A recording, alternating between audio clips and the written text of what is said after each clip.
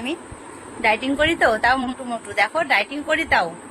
আচ্ছা তোমরা একটু কমেন্ট করো তো, আমার এই যে শরীরটা এটা পারফেক্ট আছে না, আমাকে এর থেকে একটু রোগা হলে ভালো লাগবে, না আমার এই শরীরটাই ঠিক আছে? আমার সোনারা একটু কমেন্ট করো, ঠিক আছে? এটা হলো আমার দেওরদের জন্য, শুধু আমার দেওরা কমেন্ট করে জানাবে। আমি বুঝতে পারি না ডাইটিং করব কি করব না, ডাইটিং করব কি করব না। একবার ডাইটিং করি আবার খেয়ে নি, আবার ডাইটিং করি আবার খেয়ে নি, মানে নিজে নিজে বুঝতে পারি না আমি যে আমার এই লুকটাতে ভালো লাগে না এর থেকে একটু রোগা হলে ভালো লাগবে, না এটাতেই ঠিকঠাক লাগে। ব্লগটা স্টার্ট করলাম তো দেখো, এখন দুপুরে রান্না বান্না সবকিছু কমপ্লিট হয়ে গেছে, এখন বাজছে 2:45। দুপুর 2:45 থেকে আজকে ব্লগটা স্টার্ট করলাম। সকাল থেকে মানে এত কাজ করেছি কি বলবো, কাঁচা কুচি, তারপরে আজকে তো মেয়ের পরীক্ষা নেই, বাড়িতে আছি। তো চলো আগে কি রান্না করেছি আর আমি এখন খেতে বসেছি, তো কি খাবো সেটা তোমাদেরকে আগে দেখাই।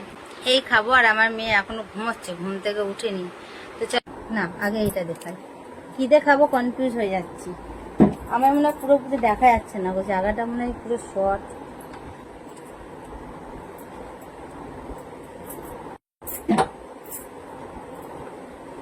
কচুর এই শাকটা না খুব ভালো হয়েছে ইলিশ মাছের মাথা দিয়ে। কার কার ভালো লাগে এরকম করে ইলিশ মাছের মাথা দিয়ে কচু এটা করতে?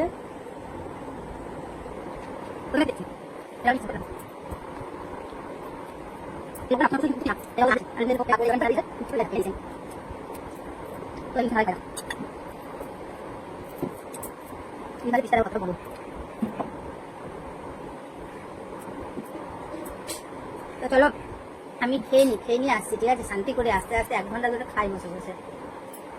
খাওয়ার পরে তোমাদের সাথে দেখা হচ্ছে, নাহলে আবার ইলিশ মাছের কাঁটা কখন গলায় আটকে যাবে না বলো। তো বন্ধুরা দেখো, ইলিশ মাছের ঝোল খেয়ে আর কি আমি শুয়ে পড়েছিলাম, শুয়ে ঘুমাইনি, এমনি শুয়েছিলাম। আর আমি এখন কি করছি দেখবে, তার আগে আমার মেয়ে কি করছে চলো তোমাদের দেখ। দেখো আমার মাইয়াটা এখন